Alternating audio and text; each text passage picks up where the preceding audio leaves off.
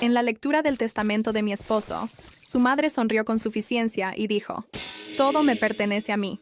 El abogado sonrió y dijo: «En realidad, le dejó un mensaje especial». Su sonrisa desapareció cuando lo leyó. Nunca pensé que mi vida se convertiría en algo salido de un drama judicial. Pero aquí estamos. Había estado casada con mi esposo, Daniel, durante 10 años. Habíamos construido una vida hermosa juntos: amor, risas, un hogar por el que trabajamos duro. Pero a lo largo de esos años, siempre hubo una nube oscura cerniéndose sobre nosotros. Esa nube era su madre, Margaret. Desde el momento en que la conocí, supe que no le caía bien. Tampoco lo ocultaba. Dejó muy claro que pensaba que yo no era lo suficientemente buena para su hijo. «Solo estás detrás de su dinero», decía. Aunque Daniel y yo trabajamos duro para construir nuestra vida juntos, la verdad era que ella quería controlarlo, como siempre lo había hecho. Margaret siempre había sido una fuerza de la naturaleza, controladora, manipuladora y cruel. Trataba a Daniel como si todavía fuera un niño pequeño que necesitaba su permiso para vivir su vida. Pasó años tratando de ganarse su amor, pero ella solo le mostraba afecto cuando hacía exactamente lo que ella quería.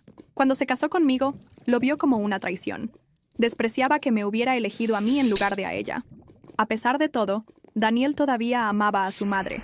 Nunca me interpuse en su relación, aunque a menudo tuve que ser yo quien lo consolara cuando lo hería con sus palabras. Él deseaba tanto su aprobación.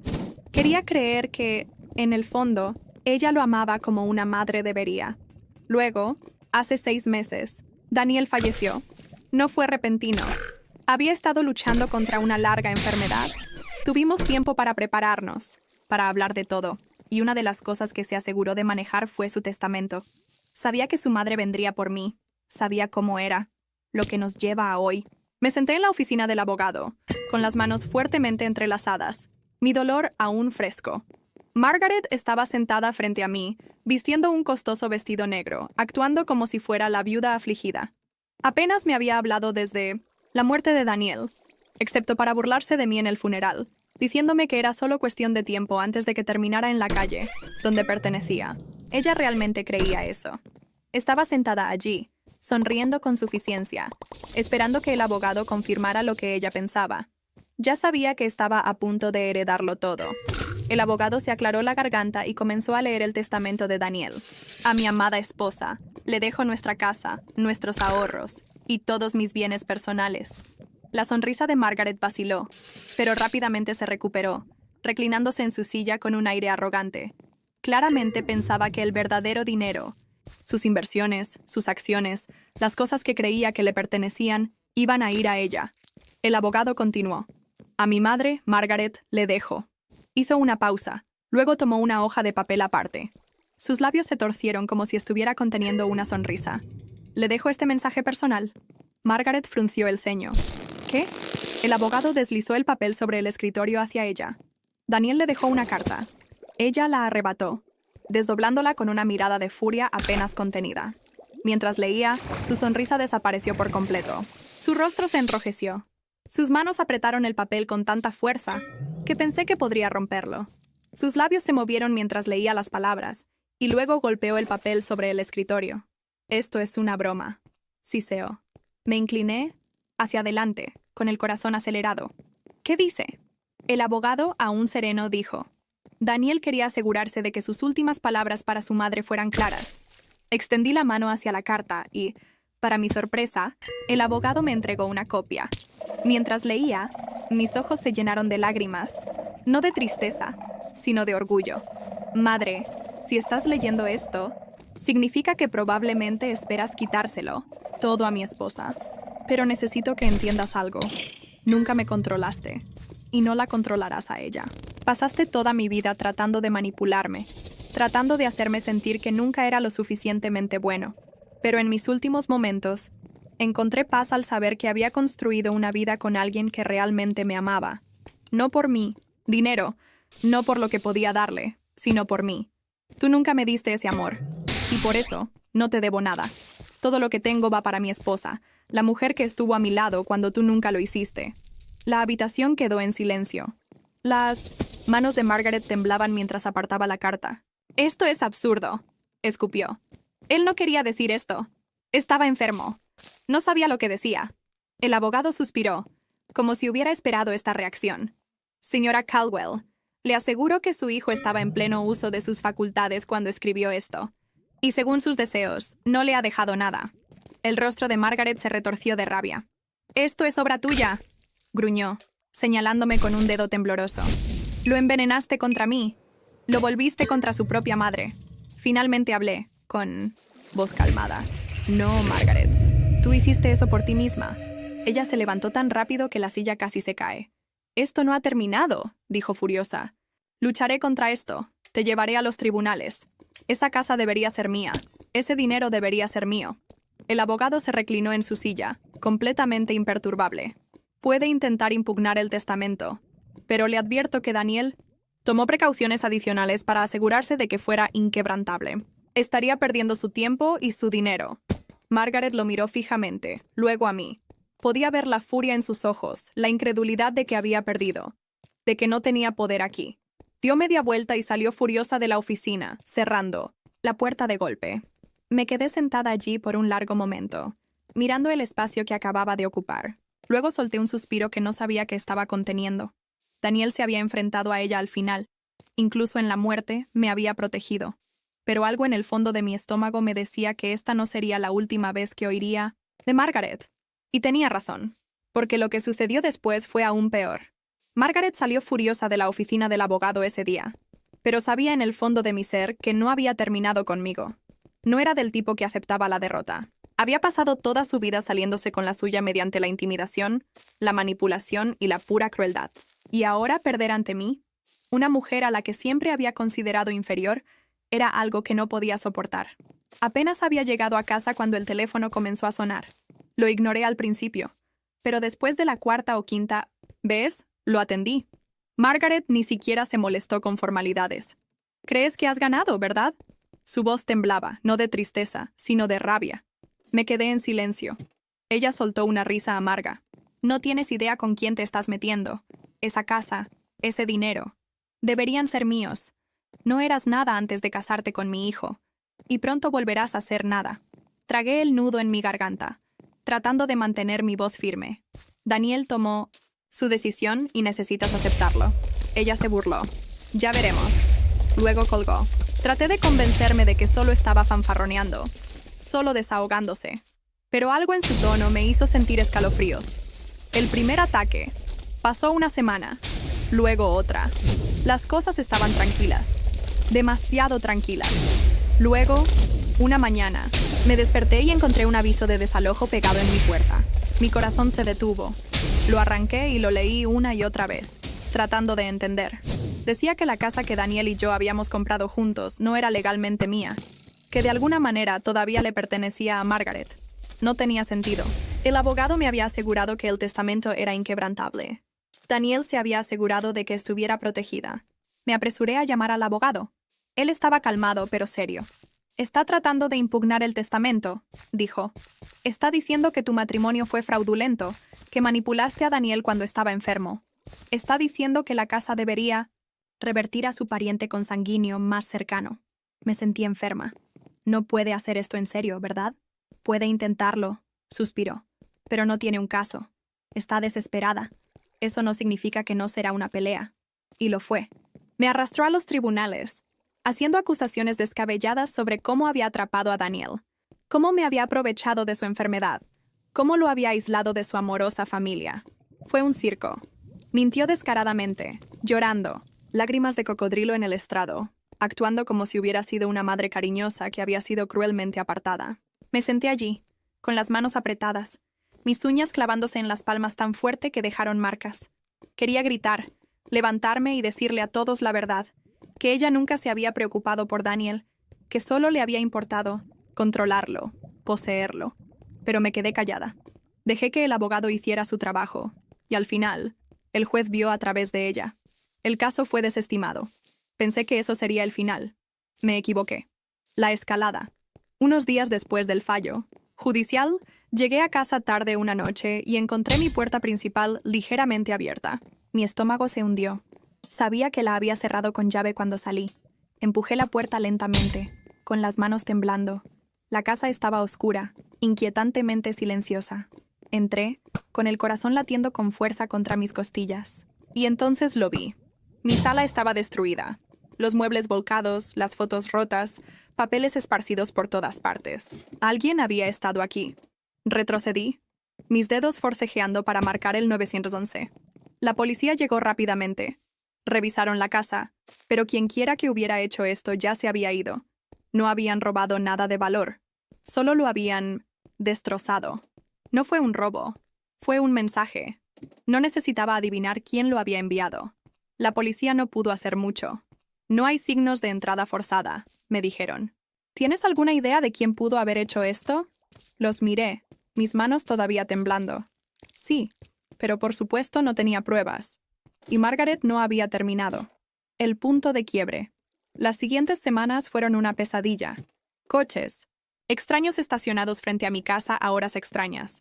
Mis botes de basura volcados en medio de la noche. Flores muertas dejadas en mi puerta. Apenas dormía.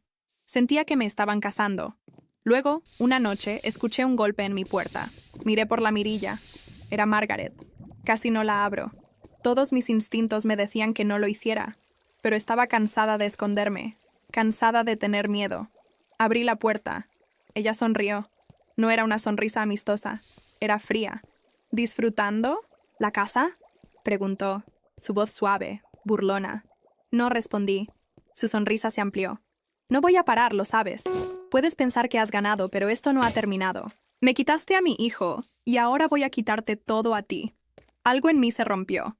Durante semanas había estado viviendo con miedo, pero ahora, mirándola a ella, esta mujer amargada y llena de odio que había pasado toda su vida tratando de controlar todo, sentí algo más. Sentí que ya había tenido suficiente. Di un paso hacia adelante, cerrando la distancia entre nosotras. Escúchame, Margaret, dije, mi voz firme. Ya perdiste. Daniel te vio por lo que eres. Y no importa lo que hagas ahora, nunca ganarás esta casa. Es mía. Mi vida. Es mía. Y tú no tienes nada. Tú misma te lo hiciste. Por primera vez, ella pareció asustada. Lo vi por un momento, un destello en sus ojos. Luego, se burló. Ya veremos. Se dio la vuelta y se alejó, desapareciendo en la noche. Pero sabía que esto no había terminado. Y tenía razón, porque a la mañana siguiente recibí una llamada del abogado. Y lo que me dijo, lo cambió todo. La última jugada. Apenas dormí esa noche. Las palabras de Margaret me perseguían. No dejaba de recordar la forma en que se había parado en mi puerta, su voz llena de veneno, prometiendo que no había terminado. Conmigo. Y tenía razón. A la mañana siguiente sonó mi teléfono. Era mi abogado. «Tenemos un problema», dijo, su voz tensa. Apreté el teléfono. «¿Qué pasa ahora?» Él suspiró. «Margaret acaba de presentar una nueva demanda. Está diciendo que Daniel tenía un testamento secreto, uno que le deja todo a ella». Casi se me cayó el teléfono. ¿Un testamento secreto? Eso es ridículo. Lo sé, pero ha presentado documentos y, lo que es peor, dudó. Tiene un testigo. Sentí que mi sangre se helaba. ¿Quién? Hubo una larga pausa. Luego dijo un nombre que nunca esperé. El mejor amigo de Daniel. La traición definitiva. David había sido el mejor amigo de Daniel desde la infancia. Había sido el padrino de nuestra boda. Había llorado en el funeral de Daniel. Yo había confiado en él y ahora estaba del lado de ella. Lo llamé de inmediato. Él contestó, su voz calmada. Demasiado calmada. «Hola», dijo, como si nada estuviera mal. «Dime que esto no es verdad», dije, mi voz temblando. «Dime que no la estás ayudando». Hubo una pausa. Luego suspiró. «Mira, no quiero involucrarme en esto, pero Margaret hizo algunos puntos válidos. Dijo que Daniel cambió de opinión antes de morir, que no quería dejarte todo. Sentí como si me hubieran golpeado en el estómago. Eso es mentira y lo sabes. Ella tiene un documento», dijo, casi como si estuviera tratando de convencerse a sí mismo. Y vi a Daniel firmarlo. Mi visión se nubló de rabia. «Estás mintiendo. O ella te está pagando para que mientas». Silencio. Ese silencio me lo dijo todo. «¿Cuánto?», susurré. «¿Cuánto te está pagando para traicionar a tu mejor amigo?». No respondió. Colgué. El secreto de un hombre muerto. Conduje directamente a la oficina de mi abogado. Él ya estaba revisando el supuesto Nuevo Testamento. «Esto es una falsificación», dijo de inmediato. Daniel era meticuloso. No habría escrito un segundo testamento sin pasar por mí. Apreté los puños. Entonces, ¿cómo lo demostramos? Sacó el testamento original. Las firmas no coinciden. Perfectamente. Es cercano, pero no exacto. Conseguiremos un experto en caligrafía. Luego frunció el ceño. Pero hay algo más. Se volvió hacia su computadora y abrió un archivo. Antes de morir, Daniel hizo un video. Quería asegurarse de que sus deseos fueran claros. Me quedé sin aliento. ¿Un video? Asintió. Me pidió que lo guardara, por si acaso. Creo que ahora es el momento de usarlo. Hizo clic en reproducir y allí estaba Daniel, mirando directamente a la cámara. Las últimas palabras de Daniel, su rostro estaba más delgado, sus ojos cansados, pero su voz era fuerte. Si estás viendo esto, significa que mi madre está tratando de quitarte lo que no es suyo. Las lágrimas llenaron mis ojos. Daniel continuó, su voz firme. Margaret, si estás sentada en un tribunal en este momento, tratando de mentir para quedarte con mi herencia, necesito que sepas algo. Se inclinó hacia adelante, sus ojos ardiendo en la cámara. Sabía que harías esto. Sabía que intentarías manipular, mentir y robar incluso después de mi muerte. Pero te equivocas. El abogado hizo una pausa en el video. El testamento falso de Margaret, inútil. Las mentiras de David, sin valor, porque Daniel los había superado desde más allá de la tumba. Pero lo que dijo a continuación, lo hizo todo estallar. La verdad sale a la luz. Daniel respiró profundamente.